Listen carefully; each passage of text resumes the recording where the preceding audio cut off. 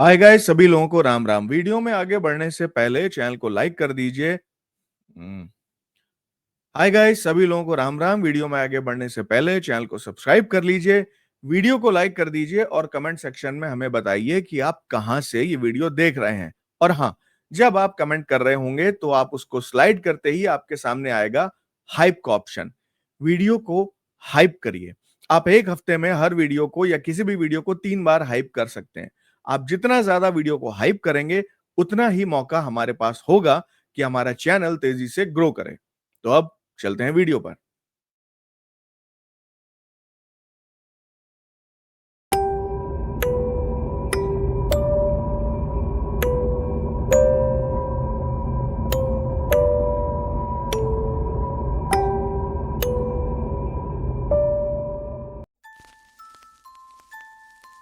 कोटा, एक शहर जहां हर साल हजारों बच्चे आईआईटीएन बनने के ख्वाब लेकर आते हैं और शायद अपनी उम्र के हिसाब से जिंदगी की सबसे बड़ी जंग लड़ते हैं, या फिर यह कहना सही होगा कि अपनी जिंदगी का सबसे बड़ा दांव खेलते हैं। संचित शर्मा भी उन्हीं बच्चों में से एक था। जयपुर के एक छोटे से स्कूल के प्रिंसिपल राकेश शर्मा जी का बेटा। उसे बचपन से ही एक चीज सिखाई गई थी, जेईई क्लियर करो वरना जिंदगी बेकार। उसकी मां अक्सर सुबह पूजा के बाद उसे कहती, बेटा हमने तुम्हारा भविष्य बनाने के लिए बहुत कुछ छोड़ा है, बस अब तुम्हें अपना बेस्ट देना है। बाकी बच्चों की तरह संचित भी एक बॉयज हॉस्टल में ही रह रहा था, जिसका नाम था राजभवन हॉस्टल। लेकिन संचित के आने से पहले वहां रह रहे लड़के उसे मजाक मजाक में भूत भवन हॉस्टल भी कहते थे। 5वीं मंजिल पर संचित का कमरा छोटा, अंधेरा और शांत। दिन भर कोचिंग क्लासेस और रात में सेल्फ स्टडी। संचित से पढ़ाई का यह दबाव झेला नहीं जा रहा था और इसमें उसकी पूरी गलती भी नहीं थी। 12वीं क्लास तक उसे कभी भी इतनी पढ़ाई नहीं करनी पड़ी थी। संचित एक तेज दिमाग का लड़का था, लेकिन अचानक से इस तरह का दबाव और लगातार होते मॉक टेस्ट ने उसे पागल कर दिया था। हाल ही में दिए मॉक टेस्ट में उसकी रैंक 2000 से नीचे चली गई थी। इन टेस्ट के रिजल्ट्स पेरेंट्स को भी भेजे जाते थे। उसी शाम उसके पिताजी का कॉल आया। उनका कहना था, बेटा क्या हुआ? हमने तो तुझ पर भरोसा किया था ना, ऐसे तो हो चुका जेई क्लियर। उस रात संचित को नींद नहीं आ रही थी। उसे खुद पर शर्म आ रही थी। वो सोच रहा था कि क्या इस तरह वो अपने माता पिता की इच्छाओं को पूरा कर पाएगा। अगर वो एग्जाम में फेल हो गया तो क्या वो फिर कभी अपना करियर बना भी पाएगा? ये सवाल संचित के मन में उमड़ रहे थे और पहली बारिश के घने बादलों की तरह और भी गहरे होते जा रहे थे। एक बार को उसके मन में ख्याल आया कि क्या मैं मर जाऊं? तभी उसके ऊपर कोई कूदा। अबे संचित, तेरा पेट इतनी जोर से गुड़गुड़ा रहा है कि मुझे भी सुनाई दे रहा है। ये ले, बिस्किट खा। संचित की ओर पार्ले जी का पैकेट उछालते हुए उसके रूममेट अभिषेक ने कहा। अभिषेक संचित से पहले से ही इस कमरे में रह रहा था, लेकिन उन दोनों की अभी तक ठीक से बातचीत शुरू नहीं हुई थी। बस दुआ सलाम तक ही मामला रुका हुआ था। अभिषेक ने आगे कहा, तेरे चेहरे पे जो लुक है ना, मैं जानता हूं इसे। 4 साल से हूं यहां। इतनी टेंशन मत ले यार, ऐसे तो डिप्रेशन में चला जाएगा, तो फिर पढ़ेगा कैसे? संचित ने कुछ कहना चाहा, लेकिन उसकी आंखों में आंसू थे। अभी ने उसके कंधे पर हाथ रखते हुए कहा, अरे यार सुन, सब ठीक हो जाएगा, बस तू ज्यादा टेंशन मत ले। हम दोनों मिलके जेई फोड़ेंगे यार। उस रात पहली बार संचित को लगा कि इस अनजान शहर में उसे एक दोस्त मिल गया है। अभी ने अपना गिटार निकाला और गाना शुरू कर दिया। कुछ सोचते हुए संचित ने कहा, अभी भैया कभी सोचा है अगर हम फेल हो गए तो? अभी ने अपना हाथ उसके कंधे पर रखते हुए कहा। फेल? भाई, यहां कोटा की इस कोचिंग मंडी में ना सिर्फ वही फेल होता है जो हार मान लेता है, और हम तो जीतेंगे, समझा? लेकिन संचित अभी के चेहरे को ध्यान से देख रहा था। वो उसकी आंखों के पीछे छुपे झूठ को भांप चुका था। ये बात अभिषेक ने संचित को समझाने के लिए नहीं, बल्कि खुद को बहलाने के लिए कही थी। सोने जाते वक्त संचित ने अपनी डायरी में लिखा, आज मैंने एक दोस्त बनाया। ये मेरी जिंदगी का आखिरी खुशगवार पल है। कोटा में उस वक्त भयंकर गर्मी पड़ रही थी और कोचिंग सेंटर वालों ने एक दिन की छुट्टी कर दी थी। गर्मी इतनी बेतहाशा थी कि उनके एसी खराब हो गए थे। ऐसे माहौल में पढ़ना और पढ़ाना किसी के लिए भी नामुमकिन था। शाम को हॉस्टल में अपने कमरे में संचित केमिस्ट्री की इक्वेशंस सॉल्व करने की कोशिश कर रहा था, लेकिन इतनी गर्मी में उसका सर दर्द से फटा जा रहा था। उसने झल्लाकर केमिस्ट्री की किताब फेंक दी और बड़बड़ाने लगा, अभी भैया, मुझसे नहीं हो रहा, सारे इक्वेशंस गलत हो जाते हैं, ऐसे होगा क्या एग्जाम क्लियर? अभी ने उसकी तरफ देखा। थका हुआ, पसीने से तरबतर चेहरा और नींद भरी आंखें। उसने कहा, चल बालकनी में आ जा, थोड़ी ताजी हवा खा ले। वो संचित को बालकनी की तरफ ले गया। 5वीं मंजिल की बालकनी से कोटा शहर का एक खूबसूरत व्यू दिख रहा था। साइकिल रिक्शा वाले, चाय की टपरी से आती इलायची वाली चाय की खुशबू और दूर तक फैला कोचिंग सेंटर्स का जंगल। बालकनी की रेलिंग पर जंग लगा हुआ था और नीचे फुटपाथ पर एक बड़ा सा बोर्ड भी दिख रहा था, जिस पर लिखा था, डिप्रेशन कॉल हेल्पलाइन। अभी ने अपनी जेब से रबर की बॉल निकाली। संचित, पता है, बचपन में जब मैं परेशान होता था ना, तो पापा के साथ क्रिकेट खेलता था। कैच करेगा या छोड़ देगा? अभी ने बॉल उछाली। पहले 2 कैचेस तो संचित ने पकड़ लिए और फिर अभी ने बॉल तेज फेंकनी शुरू की। संचित झल्ला रहा था क्योंकि अब अभी काफी तेजी से बॉल फेंकने लगा था। अभी ने पूरा जोर लगाकर फिर से तेज बॉल फेंकी। संचित ने खुद को बालकनी की रेलिंग पर झुका दिया। अभी ने मजाक में उसकी कमर पर हल्का सा धक्का दिया। तुझसे नहीं हो पाएगा, रहने दे तू। ठीक उसी पल जंग लगी रेलिंग की एक रॉड टूट गई। पतला दुबला संचित हवा में लटक गया। उसने एक पल के लिए अभी की तरफ देखा, आंखों में सवाल, डर और रहम की भीख लिए हुए। अभी पकड़! नीचे से चीखने की आवाज आई। हॉस्टल के बरामदे में एक लाश पड़ी थी। हर तरफ बस खून ही खून। अभी का जिस्म जम सा गया। उसके हाथ में वो रबर की बॉल जैसे चिपक गई थी। वार्डन और हॉस्टल का स्टाफ चिल्लाते हुए बाहर दौड़े। क्या हुआ? क्या हुआ? नीचे का नजारा देखकर उनकी रूह कांप गई। उन्होंने ऊपर देखा तो बालकनी में अभिषेक खड़ा था, सदमे में।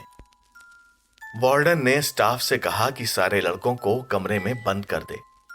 वो जल्दी से भागते हुए सीधा अभिषेक के कमरे में पहुंचा। अभिषेक ने हड़बड़ाते हुए कहा, एक्सीडेंट हो गया। वार्डन ने अभी को एक कोने में दबोच लिया। ये कैसे हुआ बेवकूफ? जो मैं कहता हूं ध्यान से सुन। हमारे पास ज्यादा टाइम नहीं है। मीडिया, पुलिस सब तुरंत ही आते होंगे। अगर तूने मुंह खोला तो तू भी अंदर जाएगा, समझा? पूछताछ में कह देना कि ये लड़का बालकनी से कूद गया। कह देना कि डिप्रेशन में था और पढ़ाई का प्रेशर इससे बर्दाश्त नहीं हुआ, समझा? उस रात अभी ने अपने कमरे की खिड़की से नीचे झांका। नीचे फुटपाथ पर सफेद कफन में लिपटे हुए संचित को उठाया जा रहा था। संचित की लाश को एम्बुलेंस में डालकर हॉस्पिटल ले जाया गया। पुलिस ने वार्डन से डिटेल्स लेकर संचित के घर पर इत्तला दे दी। संचित के माता पिता पर जैसे दुखों का पहाड़ टूट पड़ा था।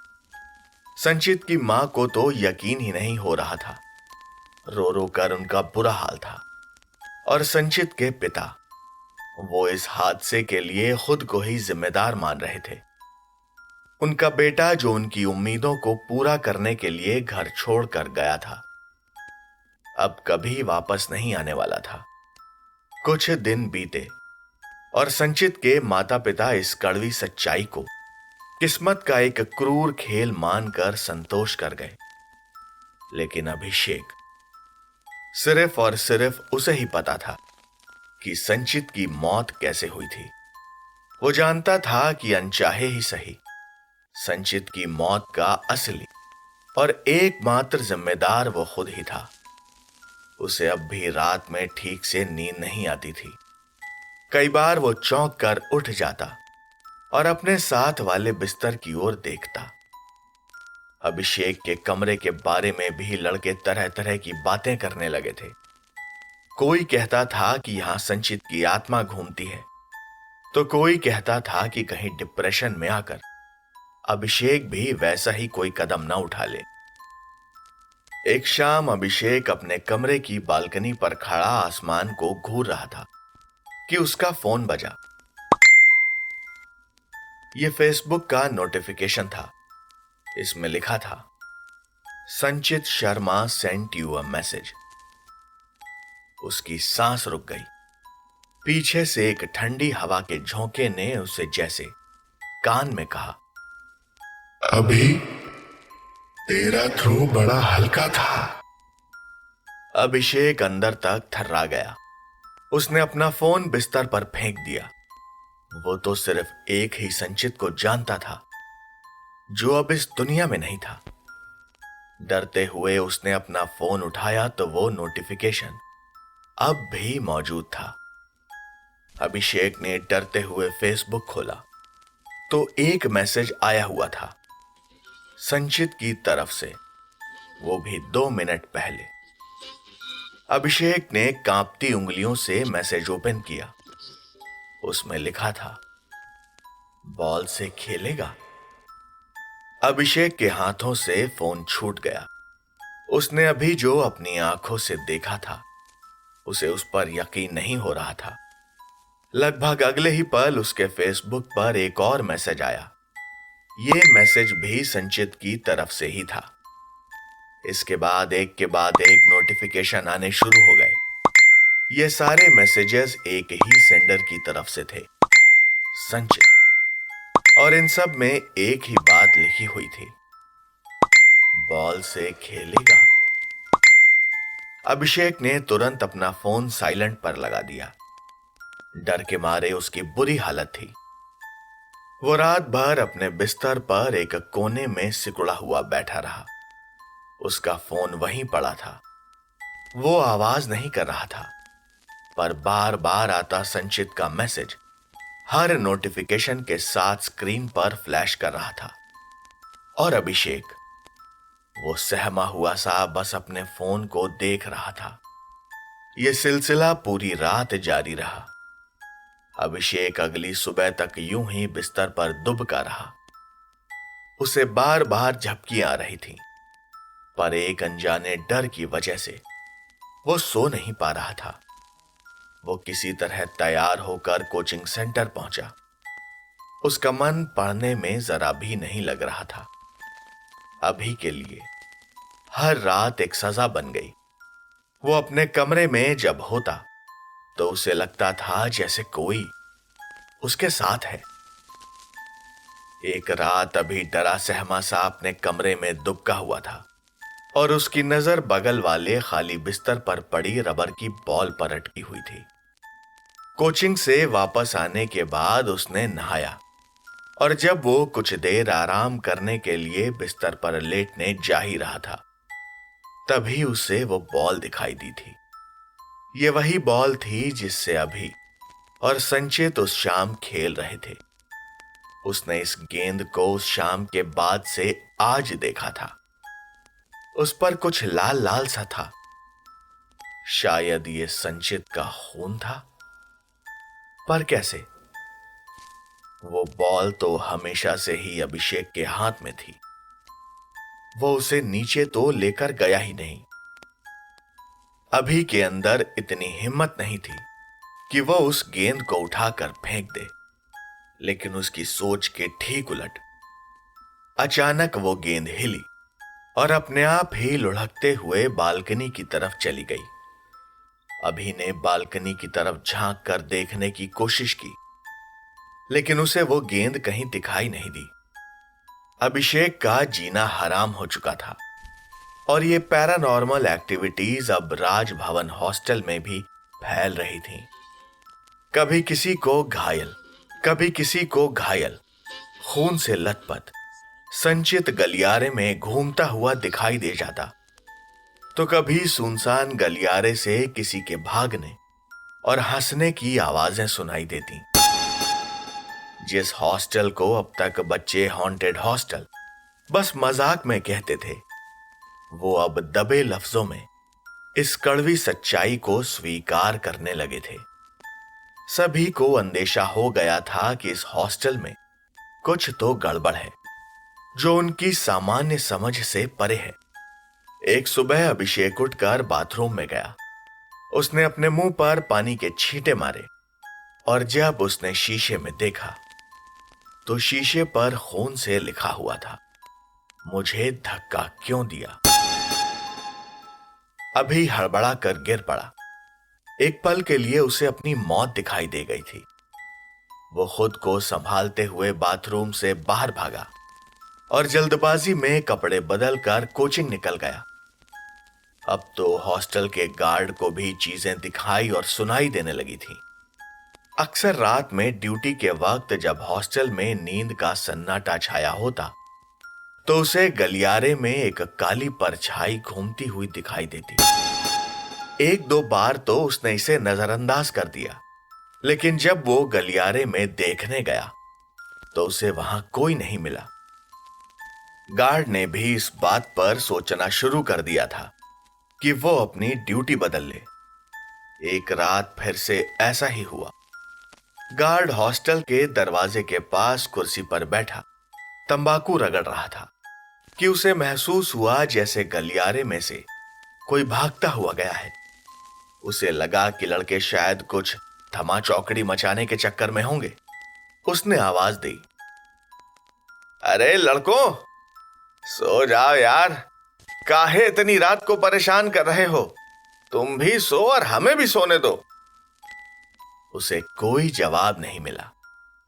उसे लगा कि लड़के अपने कमरे में चले गए होंगे, पर कुछ ही देर बाद उसे किसी के गलियारे में भागने की आवाज फिर से सुनाई दी। गार्ड झल्लाते हुए उठा और गलियारे में जाकर चिल्लाने लगा, अबे यार, एक बार कहने से समझ नहीं आता तुम लोगों को? हमें खुद ऊपर आना पड़ेगा क्या? चैन से आराम नहीं करने देते ये लौंडे। गार्ड झल्लाते हुए पलटा तो किसी ने उसके सर पर पीछे से एक थपकी मारी। गार्ड बौखलाहट में पलटा तो वहां कोई नहीं था। डर और हैरानी से सहमा हुआ वो गार्ड यहां वहां देख रहा था, लेकिन पूरे गलियारे में उसे अपने सिवा किसी और की मौजूदगी का कोई सबूत नहीं मिला था। वो चिल्लाया, कौन है? कौन है बे? सामने आ, बताता हूं। शायद उसे ऐसा नहीं कहना चाहिए था, क्योंकि उसके ऐसा कहते ही किसी ने उसे एक जोरदार धक्का दिया और वो जमीन पर गिर पड़ा। अगले ही पल गलियारे की लाइट्स अपने आप ही बंद हो गईं और गार्ड की पिटाई शुरू हो गई। घूंसे, लातें, थप्पड़। गार्ड जमीन पर पड़ा तड़प रहा था और उसकी पिटाई बदस्तूर जारी थी। दर्द में चीखते चिल्लाते गार्ड की आवाज जब सोते हुए लड़कों के कानों में पड़ी तो फर्स्ट फ्लोर से कुछ लड़के भागकर नीचे पहुंचे। गैलरी में पड़ा गार्ड दर्द से करा रहा था। लड़कों ने उसे पूछा कि क्या हुआ, तो वो कुछ बोल नहीं पाया। लड़के उसे लेकर ऊपर कमरे में पहुंचे और पूछने की कोशिश की कि आखिर यह सब क्या था और किसने किया, लेकिन गार्ड इतना बदहवास हो चुका था कि कुछ भी बताने की हालत में नहीं था। वो बेचारा गार्ड पूरी रात न जाने क्या क्या बड़बड़ाता रहा और नीचे नहीं गया। अगली सुबह जब वार्डन हॉस्टल पहुंचा तो उसे सारी बात बताई गई। गार्ड सुबह तक थोड़ा संभल गया था और उसने वार्डन से साफ कह दिया था कि कुछ भी हो जाए वो इस हॉस्टल में नाइट ड्यूटी नहीं करेगा। गार्ड का कहना था कि वो चाहे तो उसे नौकरी से निकाल दे, पर वो अगर ड्यूटी करेगा तो सिर्फ दिन में। वार्डन परेशान था, लेकिन वो अंदर ही अंदर गार्ड की हालत भी समझता था। उसने अकेले में ले जाकर उससे कई बार पूछा कि क्या उसे हॉस्टल के लड़कों ने ही पीटा है। इस पर गार्ड ने साफ मना कर दिया। उसे तो पता ही नहीं था कि यह किसने किया था, क्योंकि उसे मारने वाला तो दिखाई ही नहीं दिया था। वार्डन ने हॉस्टल के मालिक को जाकर सब कुछ बता दिया, लेकिन मालिक कुछ भी सुनने को तैयार नहीं था। उसे लग रहा था कि यह सब उसके हॉस्टल को बदनाम करने की एक साजिश है। वो उसी दिन शाम को हॉस्टल आया और सभी लड़कों को साफ साफ कह दिया कि अगर उन्हें हॉस्टल छोड़ना हो तो आज ही चले जाएं, लेकिन उसके हॉस्टल के बारे में अफवाहें फैलाना बंद करें। पिछली रात को जो हुआ था वो अभी को पता चल ही गया था। न जाने क्यों, लेकिन अभी ने हौसला करके संचित के घर पर फोन किया। फोन उठाते ही संचित की मां रो दी। बेटा, तुम्हें पता है मेरे संचित ने क्यों ऐसा किया? अभी के गले से आवाज ही नहीं निकली। उसी पल अभी को फोन पर एक धीमी मगर जानी पहचानी आवाज सुनाई दी। बताता क्यों नहीं? तूने ही तो मुझे धक्का दिया था। अभी ने हड़बड़ा कर फोन फेंक दिया। उसके हाथ कांप रहे थे। अभी हॉस्टल में रहना नहीं चाहता था। वो तुरंत उठा और अपना बैग लेकर ग्राउंड फ्लोर पर लाइब्रेरी चला गया। लाइब्रेरी में अभी किताबें लेकर बैठ गया और डेरिवेटिव सॉल्व करने लगा। तभी उसे महसूस हुआ कि लाइब्रेरी लगभग खाली हो चुकी थी। शायद सभी लड़के जा चुके थे। वैसे भी शाम हो रही थी। अभी को गर्मी लग रही थी। उसने ऊपर सर उठाकर देखा तो एसी बंद पड़ा था। उसने रिमोट उठाया और एसी ऑन किया, लेकिन बार बार कोशिश करने पर भी एसी ऑन नहीं हुआ। कोटा की गर्मी में जल्दी ही उसकी शर्ट पसीने से भीग गई। अभी ने एक पतला सा क्वेश्चन बैंक उठाया और उससे अपने चेहरे पर हवा करने लगा। पर यहां लाइब्रेरी में उसे बड़ा अजीब सा महसूस हो रहा था। इस वक्त रात के सिर्फ 8:30 ही बजे थे और वहां ऐसी खामोशी छा गई थी जैसे लाइब्रेरी नहीं कोई शमशान हो। यह सन्नाटा उसे डरा रहा था। अचानक अभी को अपनी गर्दन पर किसी की ठंडी सांसों का एहसास हुआ।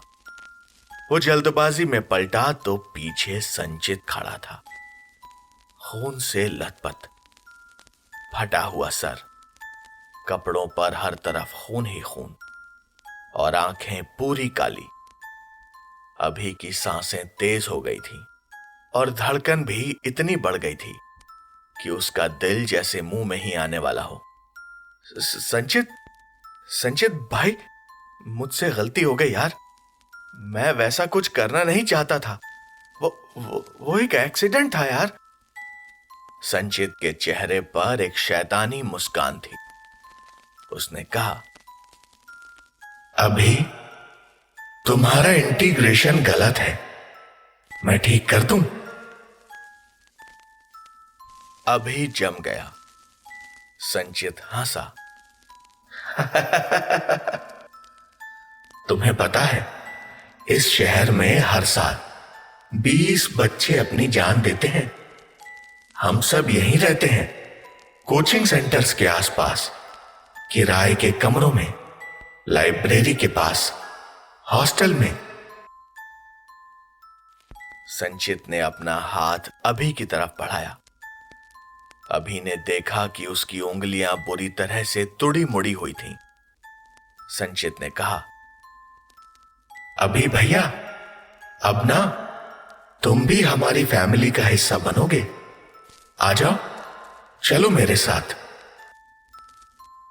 अभी किसी तरह गिरते पड़ते वहां से ऊपर अपने कमरे की ओर भागा। कमरे में पहुंचते ही उसने खुद को बाथरूम में बंद कर लिया। अभिषेक की रातों की नींद, दिन का चैन हराम हो गया था। उसकी सेहत बिगड़ रही थी और उसकी आंखों के नीचे काले धब्बे उभरने लगे थे। कई लड़कों और यहां तक कि वार्डन ने भी उसे डॉक्टर को दिखाने को कहा, लेकिन अभी अंदर ही अंदर जानता था कि उसे डॉक्टर की नहीं बल्कि किसी और ही तरह की मदद की जरूरत थी। वो सुबह तक बाथरूम से बाहर ही नहीं निकला। अभी ने कोचिंग जाना बंद कर दिया था और वो अब किसी तांत्रिक या बाबा की तलाश में लग गया था। वो लगभग हर रोज पैदल ही शहर में घूमता और किसी तांत्रिक वगैरह का पता लगाता। एक दिन उसे एक पान वाले ने किसी तांत्रिक के बारे में बताया और अभी बिना देर किए सीधा उसके पास पहुंच गया। उसने तांत्रिक को सब कुछ नहीं, काफी कुछ बताया और यह भी कि संचित की आत्मा ने उसे किस कदर परेशान कर रखा है। बाबा का कहना था कि इस तरह की आत्माओं को ठिकाने लगाना उसके लिए बाएं हाथ का खेल है। वो काफी देर अभी के सामने कुछ हवन, पूजा पाठ वगैरह करता रहा। अभी को भी कुछ समझ नहीं आ रहा था, लेकिन वो बस इस उम्मीद में बाबा के पास बैठा रहा कि शायद उसे अपनी परेशानी का हल मिल जाए।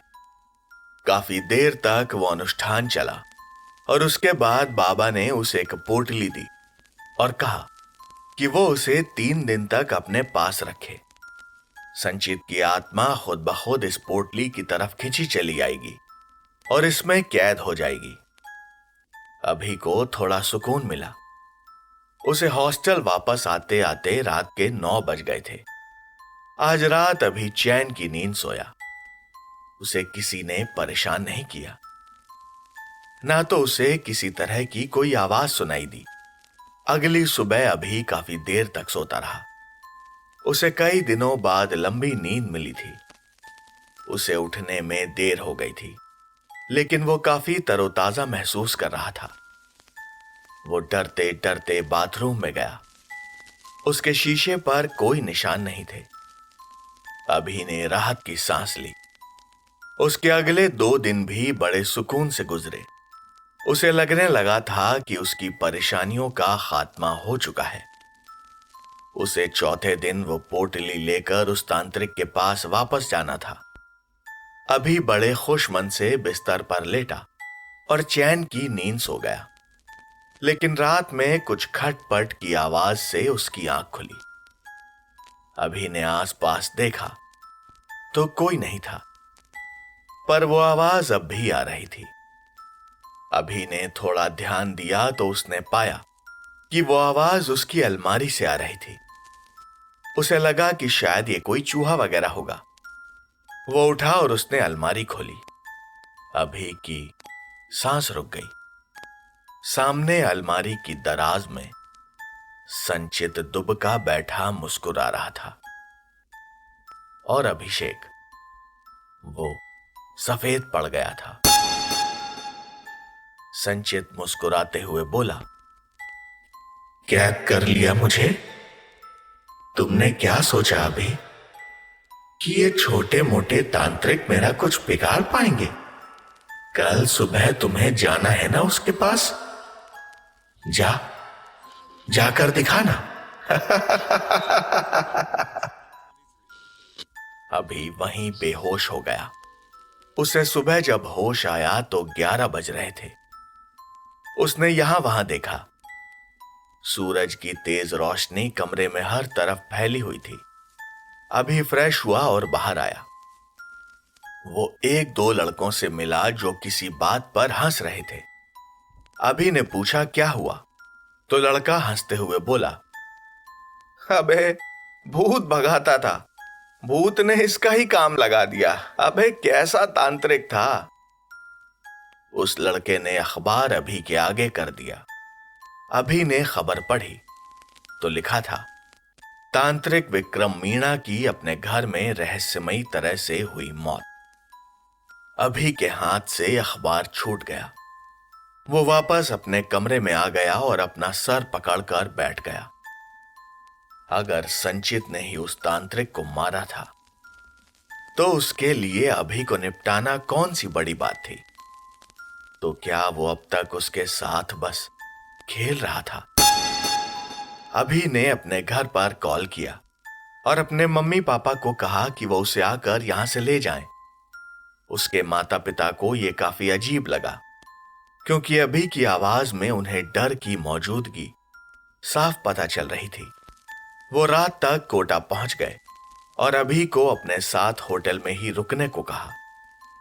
उन्होंने अभी से कई बार पूछा कि आखिर उसे हुआ क्या है और उसने अपनी यह हालत कैसे बना ली, पर अभी ने कुछ नहीं कहा। वो बस कह रहा था कि उसे ग्वालियर वापस जाना है, वो यहां और नहीं रहना चाहता। उसके माता पिता को लगा कि शायद उसके ऊपर पढ़ाई का प्रेशर कुछ ज्यादा ही है। वैसे भी अभी को कोटा आए हुए 4 साल हो चुके थे और उस पर इस तरह सिर्फ एक एग्जाम क्लियर करने का प्रेशर डालना ठीक नहीं था। आखिर उनका लड़का है, न जाने कहीं कोई गलत कदम उठा लिया तो। अगले दिन सुबह ही अभी के माता पिता उसे लेकर वहां से निकल गए। शाम तक अभी अपने घर ग्वालियर आ गया था और उसे घर में काफी अच्छा महसूस हो रहा था। कई महीनों बाद उसने अपनी मां के हाथ का खाना खाया। उस रात अभी चैन से सोया, लेकिन उसका ये चैन और सुकून ज्यादा दिन नहीं टिका। उसे फिर से संचित हर जगह दिखाई देने लगा, कभी बाथरूम के शीशे में तो कभी नींद खुलने पर सिरहाने खड़ा उसे घूरता हुआ। अभी से ये सब झेला नहीं जा रहा था, वो पागल होता जा रहा था। उसे घर आए हुए 3 महीने हो गए थे, लेकिन वो कहीं से भी किसी नॉर्मल इंसान की तरह नहीं रह रहा था। वो हर वक्त खुद को कमरे में बंद रखता था। उसके बाल हद से ज्यादा बढ़ चुके थे, शरीर से बदबू आती थी और वो किसी से भी बात करना पसंद नहीं करता था। अकेले अपने बंद कमरे में वो ना जाने क्या बड़बड़ाता रहता था।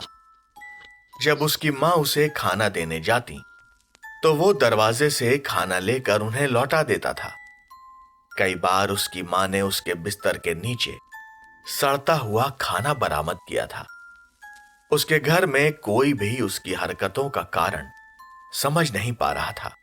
अभिषेक किसी डॉक्टर के पास जाना नहीं चाहता था और घर आए 2-3 डॉक्टरों को वो मार पीट कर भगा चुका था।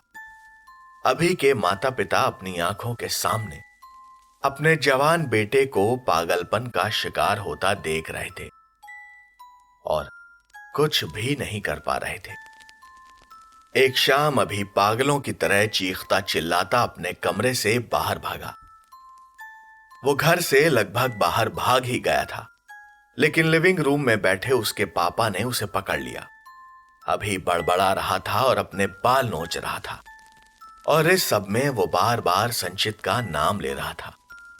अभी के पिताजी ने तय कर लिया था कि उसे किसी भी तरह हॉस्पिटल ले जाना ही होगा। उन्होंने अपने एक भरोसेमंद दोस्त को घर बुलाया और उनकी मदद से अभी के हाथ पैर बांधकर उसे किसी तरह कार में बिठाया।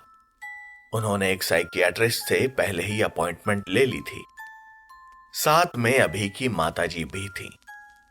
अभी के पिता ने जैसे ही कार स्टार्ट की, उसका रेडियो अपने आप ही बजने लगा और 1-2 सेकंड बाद ही उस पर चल रहा गाना अचानक बंद हो गया और एक अजीब सी आवाज ने कार में मौजूद हर शख्स का ध्यान अपनी तरफ खींचा। तुम डॉक्टर के पास जा रहे हो ना? जाओ, पर कुछ होगा नहीं। मैं तुम्हारा पीछा नहीं छोड़ सकता अभी। हमारी इक्वेशन अभी अधूरी है।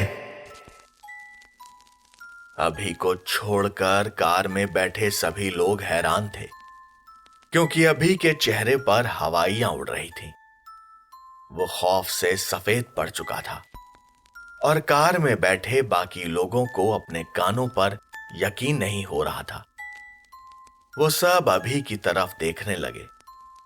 अभी बोला, देखा पापा, देखा, मैंने कहा था ना, ये संचित है। वो मेरे पीछे पड़ा हुआ है, कहता है मुझे अपने साथ ले जाएगा। मुझे बचा लो पापा, प्लीज मुझे बचा लो। लेकिन शायद अभी के पिता के मन में अब भी थोड़ा सा शक बाकी था। अभी अभी जो उन्होंने अपने कानों से सुना था, उसे वो बस एक भ्रम समझ रहे थे। उन्होंने कार स्टार्ट की और सीधा साइकियाट्रिस्ट के क्लिनिक पर ही रोकी। डॉक्टर भी हैरान थे कि अभी को वो यहां किस हालत में लेकर आए हैं। उन्होंने उस बंधी हुई हालत में ही अभी का चेकअप अकेले में किया, उससे कई सवाल पूछे और फिर उसे बिठा दिया। डॉक्टर ने अभी के पिताजी को अकेले में ले जाकर समझाया कि उनका बेटा स्किज़ोफ्रेनिया का शिकार है। उसे वो चीजें दिखाई और सुनाई देती हैं जिनका असलियत से कोई लेना देना नहीं है। उन चीजों का, उन बातों का कोई वजूद नहीं है।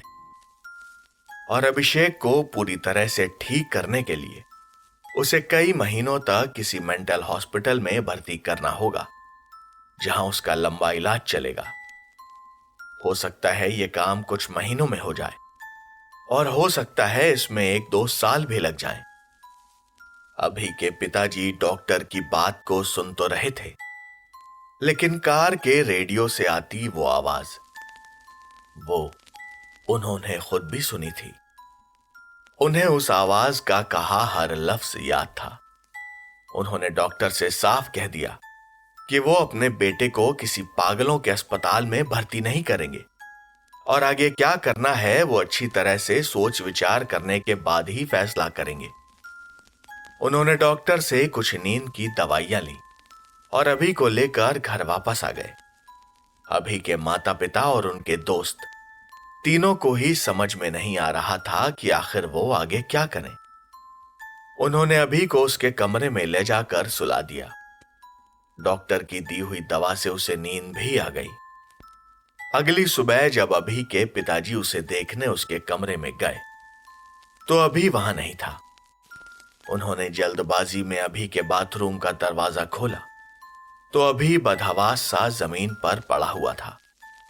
अपने पापा को देखते ही वो चिल्लाने लगा, पापा, पापा वो यहां आ गया है, देखो, देखो शीशे में देखो पापा, मुझे बचा लो पापा, प्लीज मुझे बचा लो। शीशे पर खून से लिखा हुआ था, तुम्हें मेरे साथ चलना ही होगा। अभी के पापा ने उसके हाथ पैरों को देखा, कोई चोट, कोई घाव नहीं, तो फिर ये खून किसका था? अभी की दिमागी हालत बहुत खराब हो चुकी थी। वो पागलों जैसा बर्ताव कर रहा था। डॉक्टर को तुरंत ही बुलाया गया और ट्रैंक्विलाइजर का इंजेक्शन लगाया गया। कुछ ही देर में अभी नींद के आगोश में चला गया, लेकिन वो अब भी बड़बड़ा रहा था, वो मुझे बुला रहा है, वो मुझे बुला रहा है, वो मुझे मारना चाहता है, वो संचित मुझे मार देगा। अभी अगले 18 घंटों तक बेहोशी रहा। रात लगभग 3 बजे उसकी नींद खुली। न जाने अभी के दिमाग में कौन सा जुनून सवार था। वो चुपचाप उठा, दबे पांव अपने घर से बाहर निकला और अंधेरी सड़क पर कहीं गुम हो गया। अभिषेक जैसे किसी मिशन पर निकला हुआ था। वो तेज कदमों से चला जा रहा था, पर किधर? करीब 1 घंटा पैदल चलने के बाद अभिषेक को अपनी मंजिल सामने दिखाई दे रही थी, ग्वालियर रेलवे स्टेशन। अभिषेक पुलिस वालों से नजरें बचाते हुए प्लेटफॉर्म पर पहुंचा और ट्रेन का इंतजार करने लगा। सुबह लगभग 5 बजे कोटा जाने वाली ट्रेन उसके सामने खड़ी थी। अभिषेक ट्रेन में तुरंत ही चढ़ गया। ट्रेन को कोटा पहुंचते पहुंचते शाम हो गई। अभिषेक ट्रेन से उतरा और उसने सीधा राजभवन हॉस्टल की ओर कदम बढ़ा दिए। पैदल चलते चलते अभिषेक काफी थक चुका था, लेकिन वो नहीं रुका। रात होने वाली थी और अभिषेक अपने हॉस्टल पर पहुंच चुका था, लेकिन यह हॉस्टल अब पहले जैसा नहीं लग रहा था। ना तो वहां कोई लाइट्स जल रही थीं और ना ही आसपास कोई लड़का या चौकीदार दिखाई दे रहा था। अभिषेक पास की चाय की टपरी पर पहुंचा। उसने चाय वाले से पूछा कि हॉस्टल की यह हालत कैसे हो गई, क्या अब यहां कोई नहीं रहता? चाय वाले ने अभिषेक को तुरंत पहचान लिया। उसका कहना था कि संचित के बाद यहां 3 और लड़कों की लाश उनके कमरों में मिली। हॉस्टल के बारे में लोग तरह तरह की बातें करने लगे थे और वो गार्ड भी अब नौकरी नहीं करता। रात में तो क्या, दिन में भी इस हॉस्टल के आसपास कोई नहीं भटकता। उसने अभिषेक को चाय पिलाई, लेकिन अभिषेक के पास चाय के पैसे नहीं थे। चाय वाला उसे पहचानता था, इसीलिए उसने उसकी हालत को देखते हुए पैसे मांगे भी नहीं। चाय पीने के बाद अभिषेक ने एक नजर हॉस्टल को देखा। वो उठा और तेज कदमों से चलता हुआ सीधा हॉस्टल के अंदर 5th फ्लोर पर जा पहुंचा। अभिषेक अपने और संचित के कमरे के सामने खड़ा था। दरवाजे पर ताला लगा हुआ था। अभिषेक ने पास से एक ईंट उठाई और थोड़ी कोशिश करने के बाद ताला तोड़ दिया। अभिषेक कमरे के अंदर पहुंचा। सामने संचित के बिस्तर पर लाल मटमैले रंग की वही गेंद पड़ी हुई थी। अभिषेक ने उसे उठाया और कहा, संचित, मैं तुमसे माफी मांगने आया हूं। मुझे माफ कर दो। मैं तुम्हें धक्का देना नहीं चाहता था। बोलो, मैं तुम्हारे लिए क्या कर सकता हूं? अभिषेक ने अपनी गर्दन पर किसी की सांसों को महसूस किया। उसके कानों में एक आवाज पड़ी, माफी? जेईई में माफी का कोई ऑप्शन नहीं होता अभिषेक। या तो तुम पास होते हो या फेल। अभिषेक हड़बड़ाकर पलटा तो पीछे संचित का प्रेत खड़ा था। फटा हुआ सर, कपड़े खून से लथपथ। अभिषेक ने डर से अपनी आंखें बंद कर ली। संचित ने कहा, तुम्हें पता है अभिषेक, अब मैं आजाद हूं। ना पढ़ाई का प्रेशर, ना एग्जाम का, और ना फेल होने का डर। मेरे साथ यहां और भी बच्चे हैं। सबके ऊपर से प्रेशर एकदम खत्म हो चुका है। आओ, मैं तुम्हारे ऊपर से भी पढ़ाई का प्रेशर खत्म कर देता हूं। आओ। अभिषेक के हाथ से वो बॉल छूट गई और अपने आप ही लुढ़कते हुए बालकनी की रेलिंग तक पहुंच गई। हॉस्टल के नीचे एक धमाके जैसी आवाज आई।